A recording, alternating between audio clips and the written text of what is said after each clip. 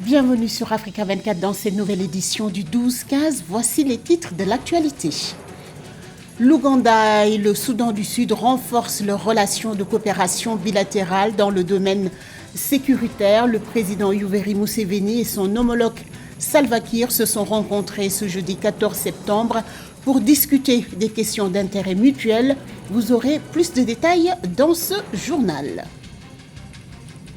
Au Sénégal, l'aéroport international Blaise Diagne envisage de développer un pôle économique autour de l'aéroport de Ndiass. 200 hectares de la réserve foncière ont été mobilisés pour ériger une aéroville. Et puis, nous irons à la découverte d'un groupe de fermiers tchadiens. Ils font la promotion de l'agriculture biologique, proposant aux consommateurs des produits cultivés de manière naturelle et sans pesticides. Mais tout d'abord, le président congolais Denis Sassou Nguesso est arrivé à New York ce dimanche 17 septembre. Il a été accueilli par Serge Mombouli, ambassadeur du Congo aux États-Unis, et par Lazare Makaya Safouès, ambassadeur représentant permanent auprès de l'ONU. Le chef de l'État doit participer à la 78e Assemblée générale des Nations Unies qui s'ouvre ce lundi 18 septembre. Au menu des discussions, la croissance économique, le développement durable, le maintien de la paix et de la sécurité internationale, la question du désarmement dans les zones de tension, la lutte contre le terrorisme. Ce séjour est pour le président congolais une occasion de promouvoir le sommet des 3 bassins forestiers tropicaux qui se tiendra à Brazzaville au mois d'octobre prochain. À noter que cette assemblée générale s'ouvre dans un contexte de tensions géopolitiques mondiales sans précédent. Depuis des décennies, elle se clôturera le 23 septembre. L'Ouganda et le Soudan du Sud renforcent leurs relations de coopération bilatérale, notamment dans le domaine sécuritaire. Le président Yoweri Museveni et son homologue Salva Kiir se sont rencontrés ce jeudi 14 septembre 2023 à Kampala. Au cœur de leur échange, la question de sécurité frontalière et le conflit au Soudan du Sud qui dure depuis avril 2023. Plus de précisions avec ce sujet de Marie-Raphaël Tolo.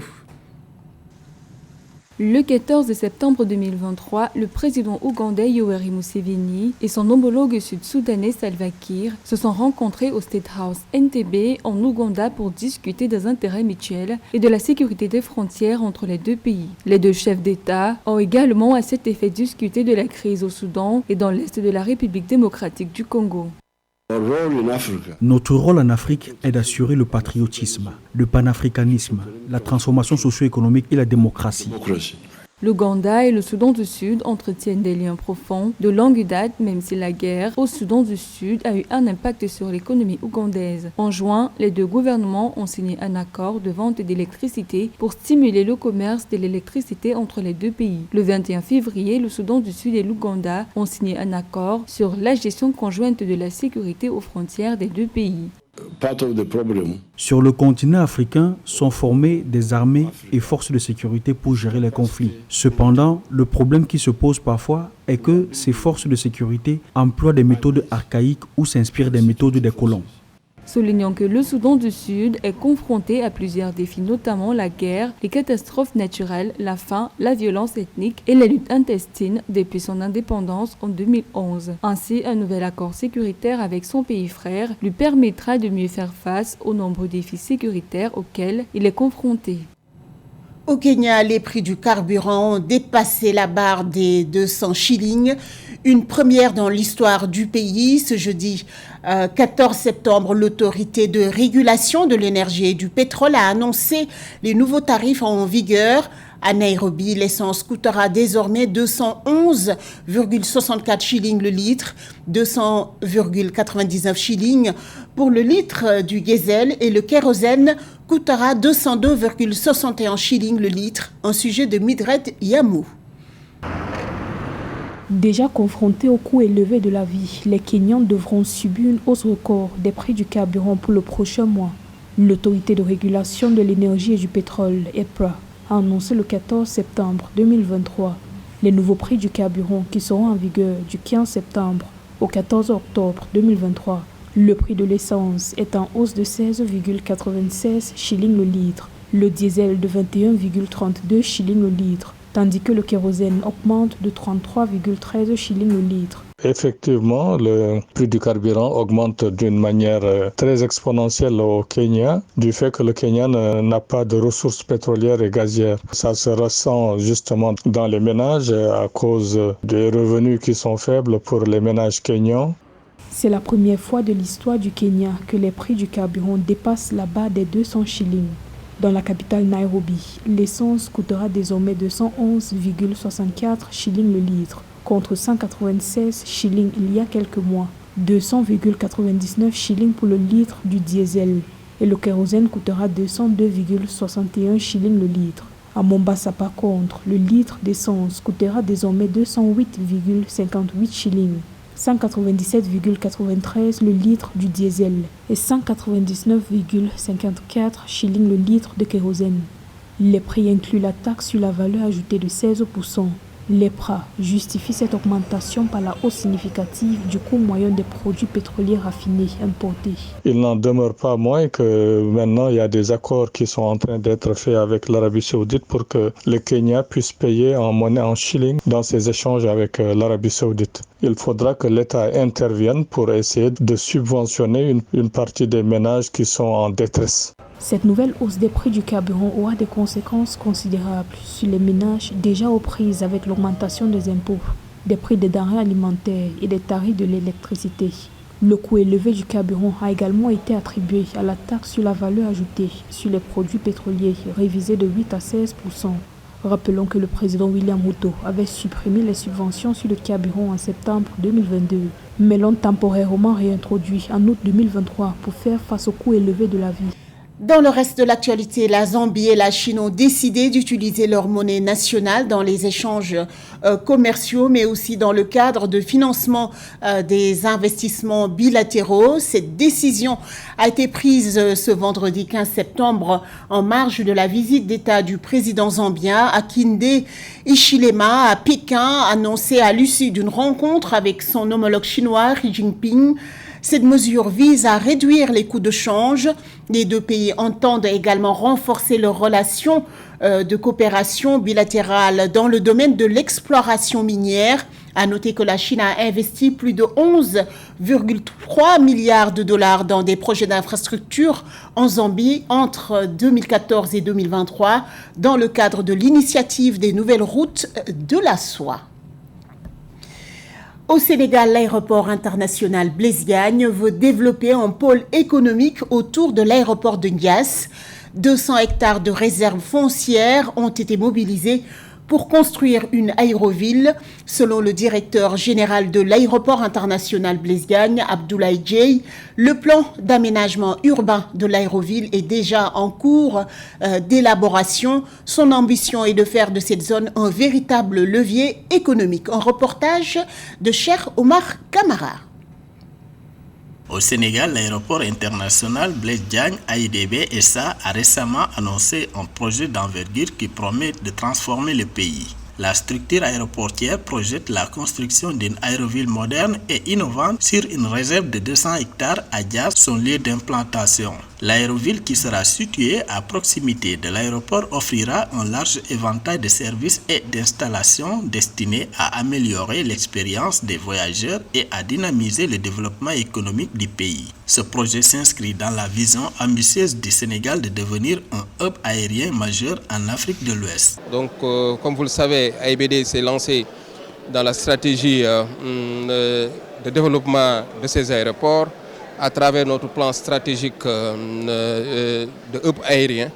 Donc, nous avons eu aujourd'hui à présenter nos projets phares pour renforcer notre développement de notre aéroville, raison pour laquelle nous avons exposé ce matin aux partenaires, aux investisseurs, les projets d'aéroville. C'est-à-dire quand on parle d'aéroville, ce sont les activités extra-aéronautiques qu'on veut développer en dehors des activités aéroportières. Outre les avantages pour les passagers, l'aéroville de Diass offrira également d'importantes opportunités économiques au Sénégal. La réalisation de ce projet créera des emplois pour les résidents, attirera les investisseurs et renforcera l'activité économique du pays.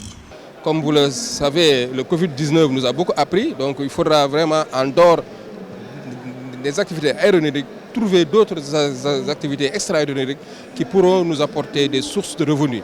Raison pour laquelle aujourd'hui je me réjouis parce que nous avons eu à recevoir des manifestations d'intérêt et même des contrats ont été signés avec des structures hôtelières, mais également des plateformes, des structures de plateformes logistiques pour venir nous accompagner dans notre projet d'Aéroville qui est un vœu de son excellence le président Macky Sall. Le directeur général de l'AIDB SA a également annoncé que d'autres projets sont mis en œuvre, notamment la construction d'un centre de maintenance aéronautique et d'une académie internationale des professionnels de l'aviation civile. Le terminal passager de l'aéroport international sera également étendu.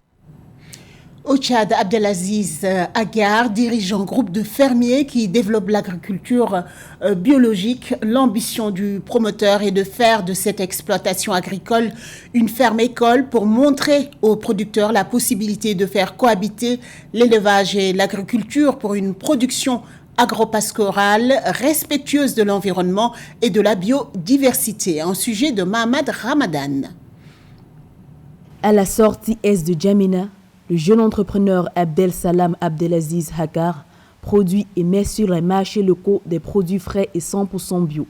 Dans sa ferme Agrel Bio, où cohabitent naturellement l'élevage des ruminants et la culture de contre-saison, les ouvriers utilisent exclusivement des composants fabriqués sur place pour la production des légumes et des fruits destinés à la commercialisation.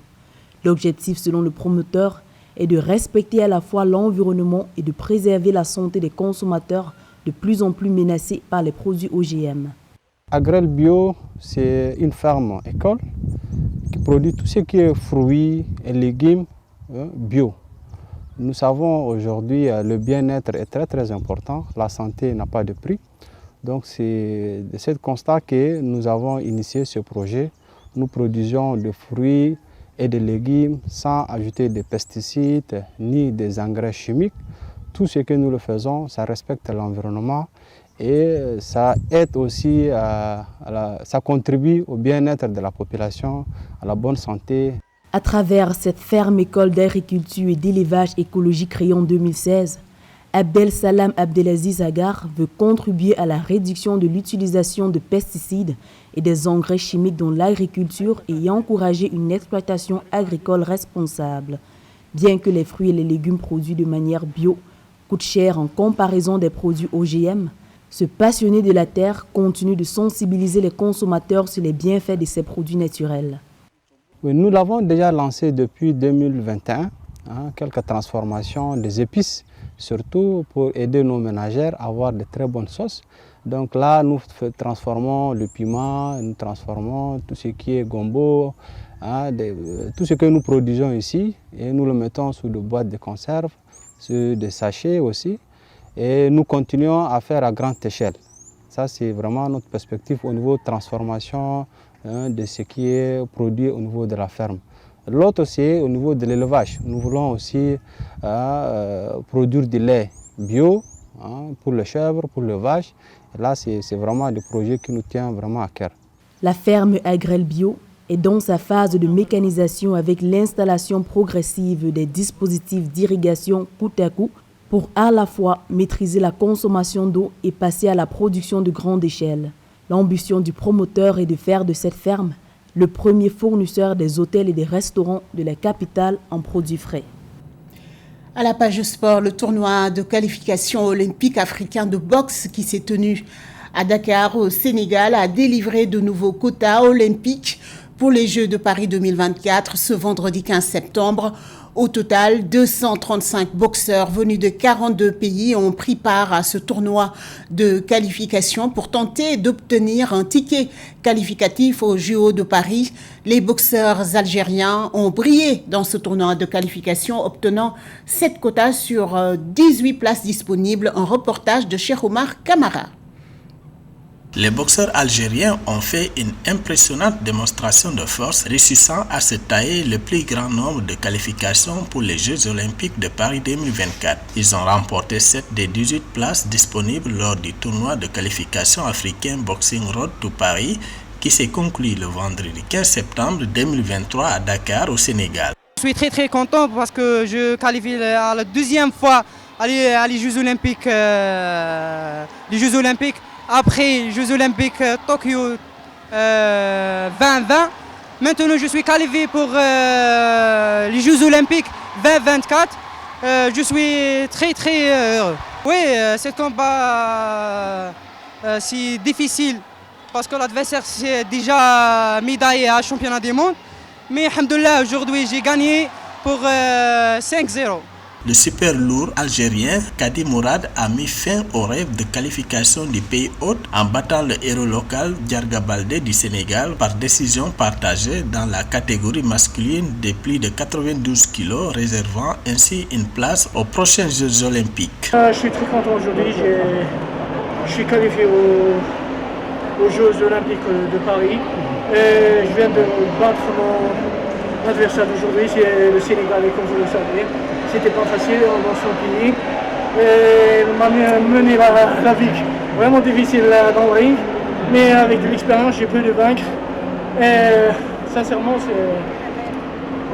je suis très content de ça. Le tournoi de qualification olympique de boxe a également délivré des quotas à des boxeurs d'autres nationalités. Le Maroc compte 3 qualifiés chez les dames de moins de 54 kg, moins de 50 kg, moins de 75 kg. La RD Congo, une qualifiée chez les moins de 54 kg. Le Nigeria compte 3 qualifiés dans les catégories moins de 50 kg dames, moins de 92 kg et moins de 54 kg messieurs. Comme le Nigeria, l'Égypte a obtenu 3 tickets de qualification pour les JO de boxe chez les moins de 54 kg femmes, moins de 111 kg et 80 kg hommes. La Zambie et le Mozambique ont gagné chacun un visa, respectivement moins de 51 kg hommes et moins de 66 kg femmes. Et enfin, la Tunisie s'est qualifiée dans la catégorie des moins de 57 kg femmes à travers sa boxeuse Houloud Limi Hepmoulay, qui a dominé la Congolaise Chakobi Machou Marcella. Il n'y a pas la première fois pour la qualification olympique, déjà après qualifié pour Tokyo, mais maintenant l'autre bout pour le JO Paris, parce que pour le bébé Ryan, tous les combats gagnés force et KO pour Ryan. Après le tournoi qualificatif de Dakar, le parcours vers les Jeux Olympiques de boxe se poursuivra au 19e Jeux asiatiques de Hangzhou en Chine, ensuite aux Jeux panaméricains de 2023 à Santiago au Chili et aux Jeux du Pacifique à Honiara aux îles Salomon.